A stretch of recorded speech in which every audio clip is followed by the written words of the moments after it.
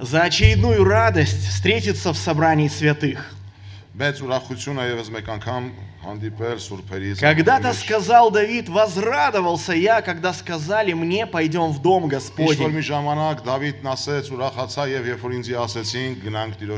Хорошо, когда нас приглашают в Божий дом, и у нас от этого приглашения рождается радость.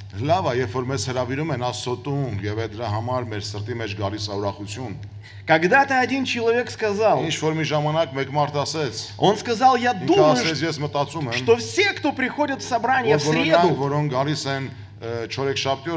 они точно спасутся. Потому что в воскресенье человек идет на служение, потому что он должен идти. Он христианин. А в среду человек идет на служение, потому что любит Бога, которому служит и поклоняется. И если вы вспомните брату Дмитрию, в какой день недели Бог даровал откровение? Это было 3 января. И это была среда. Все, кто в среду приходит на служение, Бог этим людям дает благословение. Поэтому хорошо, когда мы в дом Господень идем во всякое время.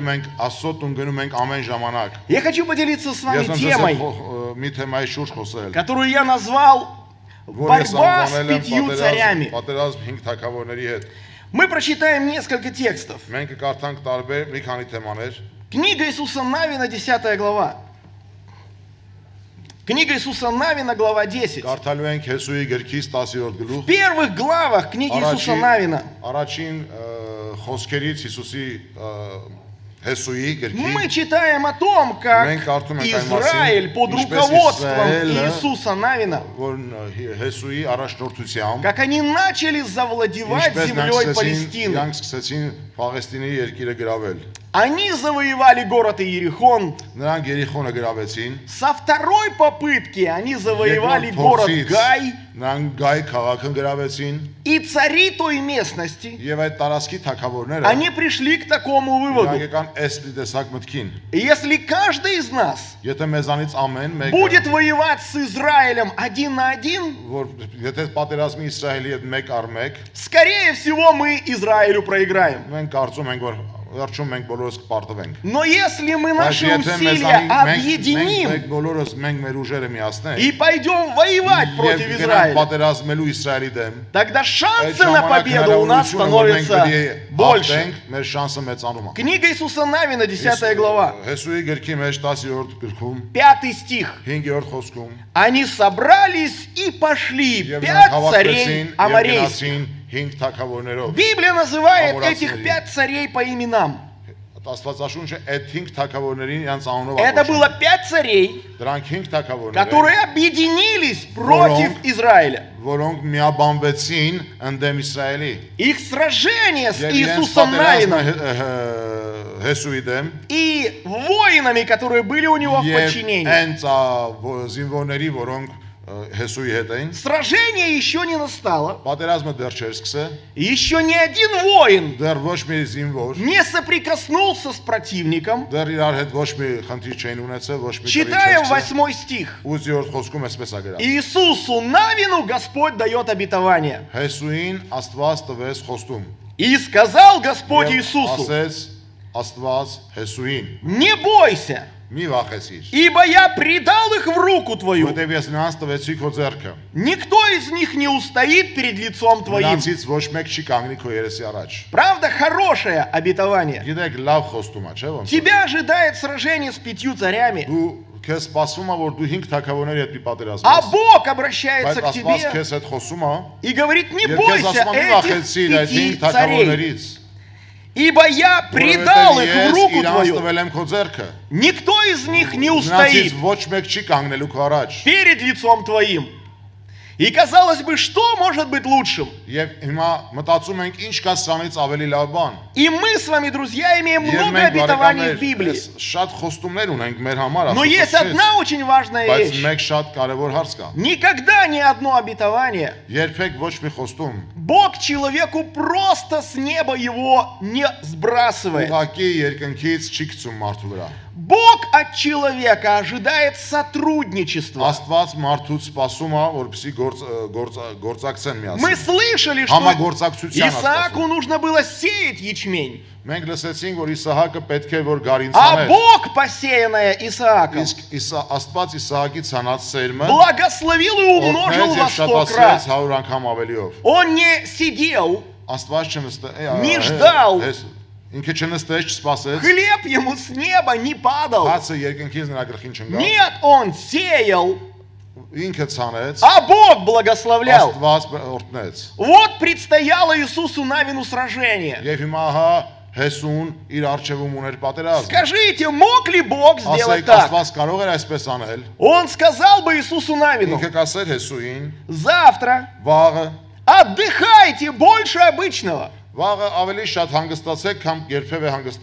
обычно просыпаетесь в 5 часов утра, а я разрешаю вам сегодня спать до 12 часов дня. А с 5 часов утра до 12 часов утра Бог говорит: я разберусь с этими 5 царями. Скажите, мог ли Бог на этих 5 царей, которые вышли воевать против Израиля, мог ли Бог послать, например, моровую язву? А мог ли Бог послать ангела-губителя? И мы можем с уверенностью сказать: да. Мы имеем библейские истории,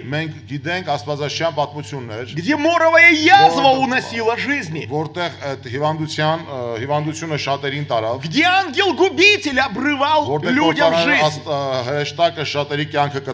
где иногда среди воинов противников Израиля наступало такое недопонимание, что они воевали друг с другом. Мог ли Бог в этот раз поступить так же? Да, Он это мог сделать. Но почему-то в этой истории Израилю нужно было не сидеть, не ждать, не смотреть, чем закончится судьба 5 царей. А им нужно было идти и сражаться. Это прекрасное обетование. Они не устоят. Они перед лицем Твоим падут. Но только идти и сражаться все равно надо. Давайте прочитаем 11 стих. Это Библия описывает, как это сражение закончилось. Когда же они бежали от израильтян по скату горы Вефаворской, Господь бросал на них с неба большие камни до самого Азека. И они умирали. Больше было тех, которые умерли от камней града, нежели тех, которые умертвили сыны Израилевы мечом. Интересное окончание сражения. Израилю нужно было вступить в эту борьбу, а против них воевало 5 царей. И вот на одном этапе сражения неприятели бежали по склону горы. Врагов своих преследовали израильтяне, и они умертвляли своих врагов мечом. Но только был еще один удивительный способ, как жизнь врагов обрывалась. Написано: с неба летели большие камни до самого Азека. Но Библия называет, кто их бросал. Написано: Господь бросал на них с неба большие камни. И когда закончилось сражение, и евреи могли в радости восклицать: мы победители. Враги побеждены. Թշնամիները պարտված են։ У нас успех. Մենք հաջողություն ունենք։ То кто-то из евреев Բայց մեկը հрьяաներից мог пойти и подвергнуть анализу. կարող էր գնալ եւ դա դնել անալիզի։ Что стало причиной? Ինչը դարձավ պատճառ, Что неприятеля жизнь оборвалась. որ թշնամիների կյանքը կտրվեց։ Он умер, потому что в него попала стрела. Որտեղ նրա հասավ աղեղը, Может, его сразил меч. թե նրան սուրը հասավ։ Или он умер от того, что в него попал камень, որտեղ նրա վրա քարն ընկավ։ который с неба на неприятелей бросал Господь. И вот какой был вывод. Ահա ինչպեսի հետևություն։ Больше было тех, которые умерли от камней града, нежели тех, которые умертвили сыны Израилевы мечом. Ավելի են նրանք, որոնք մահացան քարերից, քան նրանք, որոնք իսրայելացի կսպանեցին սրով։ Израильтяне могли бы кричать: мы победители. Но когда пришли докладчики и сообщили причину смерти неприятелей, то они могли бы сказать: главным виновником этой победы Գլխավորը այս հաղթության был не человек, который держал в руке меч, потому что убитых мечом было меньше. А главным виновником этой победы является Господь, который с неба бросал камни, потому что убитых от камней было больше, нежели умертвленных мечом. И вот что в этой истории ценно. Господь, по сути дела, сказал евреям следующее. Он им сказал: я не буду воевать против вас. Я не буду воевать вместо вас. У вас впереди предстоит сражение. Я вместо вас воевать не буду. Но если вы пойдете сражаться без меня, у вас шансов на победу нет. Вы уже имели успех, когда пытались завоевать город Гай. Вы пошли сражаться без меня, и вам пришлось убегать от этих людей. Очень важная мысль. Бог говорит: я не буду сражаться с неприятелями вместо вас. Если вы будете сражаться с ними без меня, у вас шансов на успех нет. Но если пойдете с ними сражаться вы, и с вами в это сражение пойду я, тогда совместно у нас гарантирована победа. Из этой ветхозаветной истории давайте перенесемся в нашу жизнь. Сражается ли с чем-то христианин? Если у христианина где-то поле сражения, и каждый из нас, мы можем сказать, что да, мы умерщвляем собственное тело со страстями и похотями.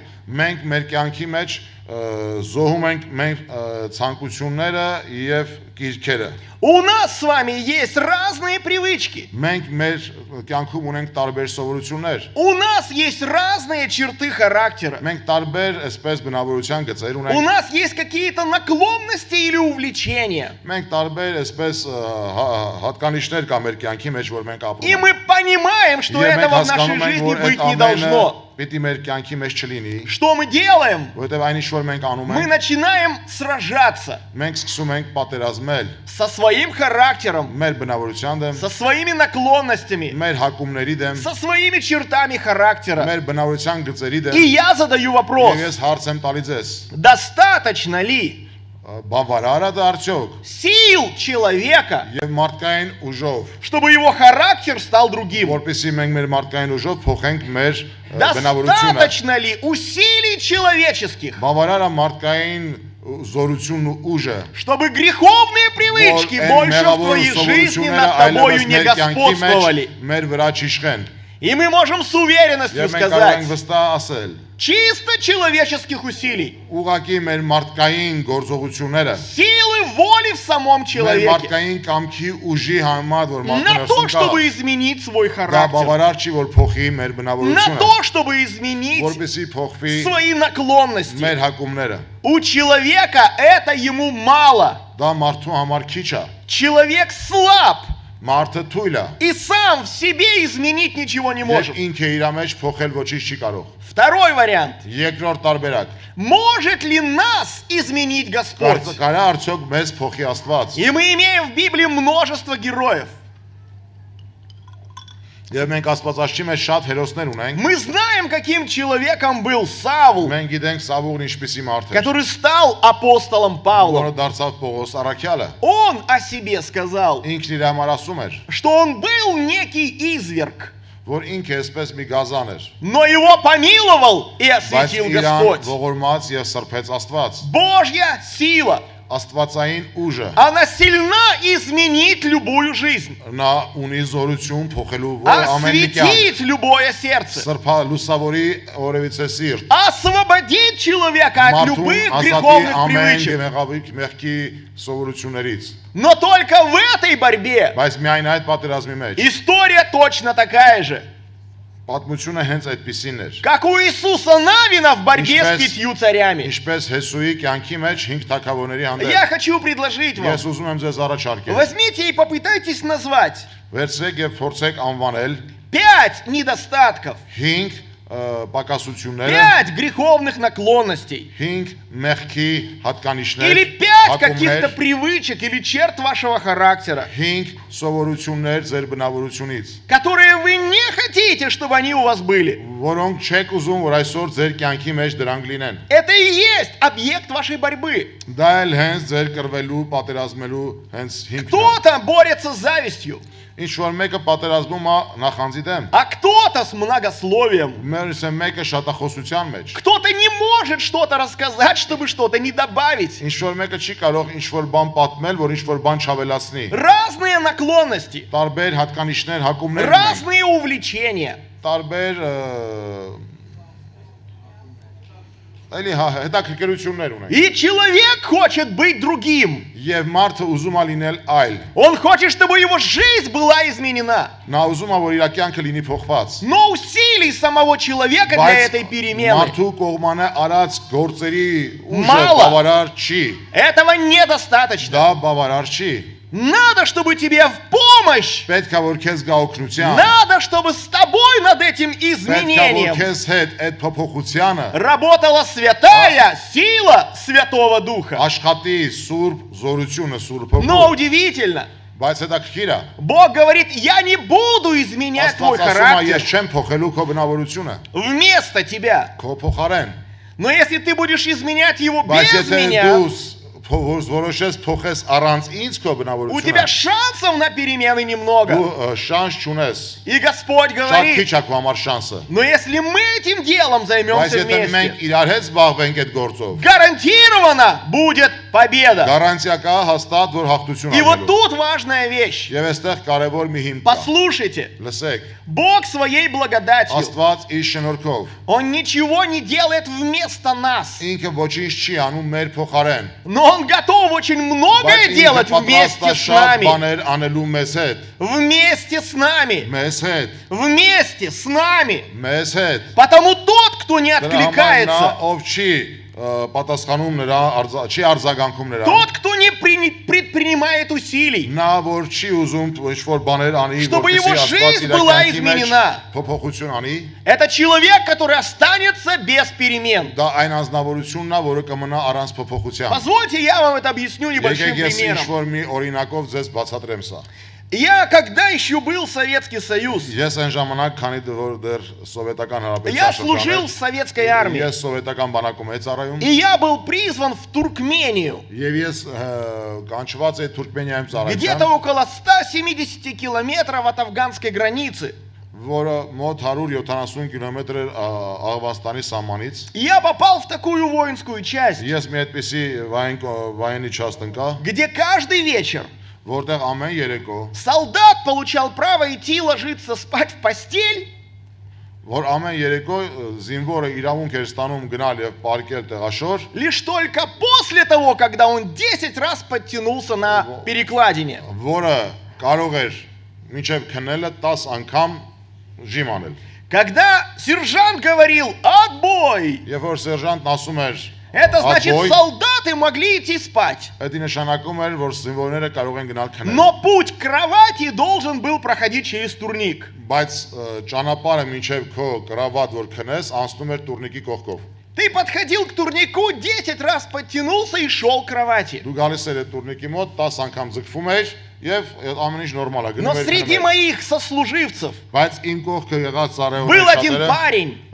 մեկ տղակար, который в 18 лет, որը 18 տարեկանում, он весил где-то 120 килограмм. որ արդեն ինքը 18 տարեկանում մոտ 120 И կիլոգրամ էր։ когда была первая команда «отбой», Երբ որ առաջի հրամանը եղավ, որ գնացեք многие ребята подтянулись 10 раз շատ տղաներ 10 անգամ и ձգվեցին пошли спать. եւ գնացին քնելու։ А мой сослуживец, Եվ իմ հետ ծառայող այդ տղան, который весил в 18 лет որը 120 18 килограмм, տարեկանում 120 կիլո քաշում էր, он очень красиво висел, ինքը շատ գեղեցիկ կախված էր, но ни одного раза не смог բայց подтянуться. ոչ մեկ անգամ չկարողացավ որ И բարձրանա։ сержанты таких моих сослуживцев, Եվ սերժանտը այդ իմ հետ ծառայողներին, они их отделяли նրանք իրենց կողքին կամ и говорили: ну, ребята, у вас дополнительные занятия. ասում են տղաներ, դուք չեք կարող քնել, դուք նորից կրկնակի պիտի փորձեք։ И порядка 1 часа Եվ 1 ժամ, эти ребята поднимали гантели, 1 ժամ պարապում էին, отжимались от пола,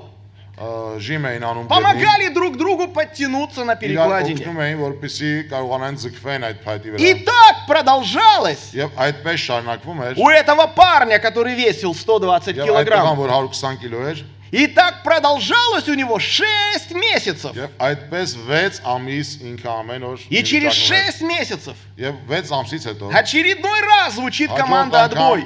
եղավ նորից հրամանը, որ գնում եք քնելու։ Наш герой подходит к перекладине.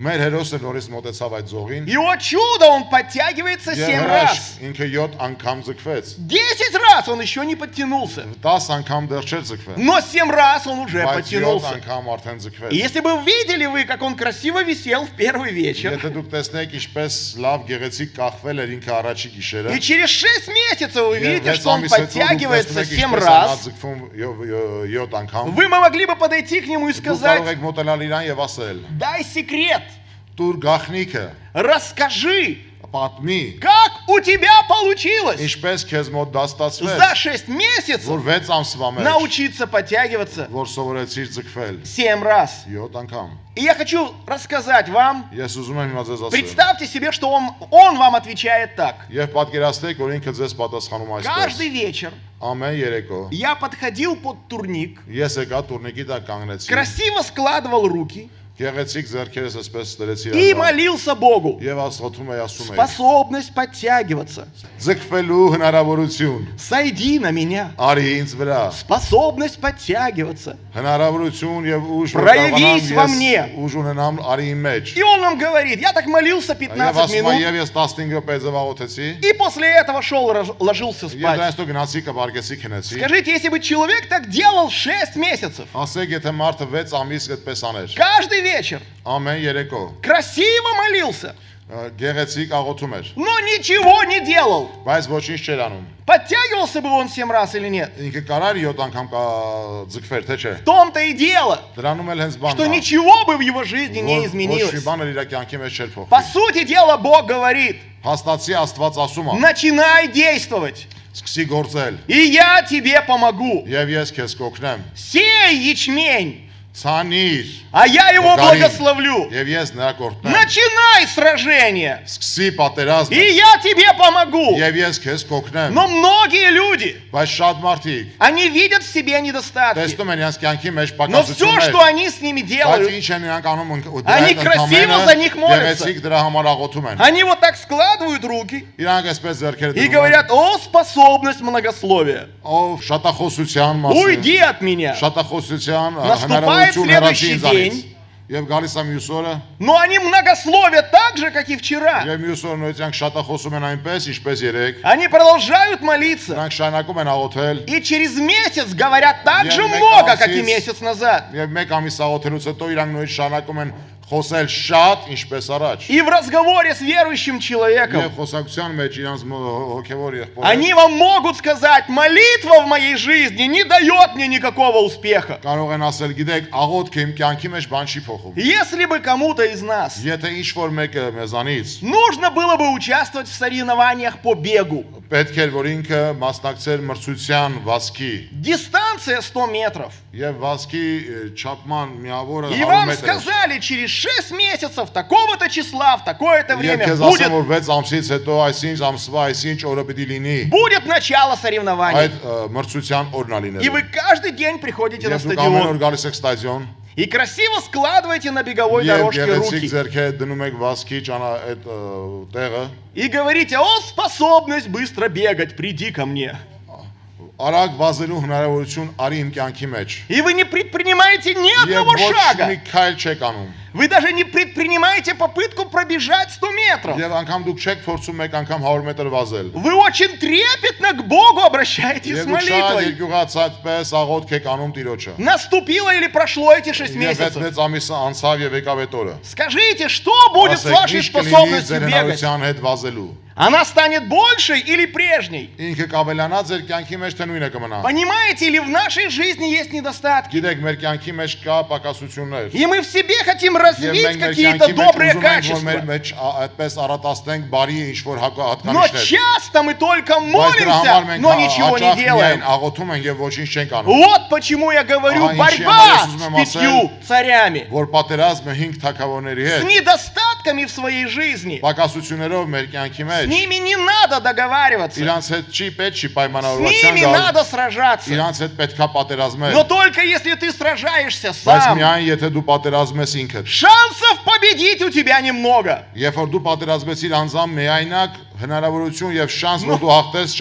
Но если ты думаешь: пусть сражается вместо меня Господь, Господь скажет тебе тоже, что Иисусу на вину. Я не буду сражаться вместо вас. Но сегодня есть хорошая новость. Господь готов очень многое делать вместе с нами. Ты предпринимаешь усилия.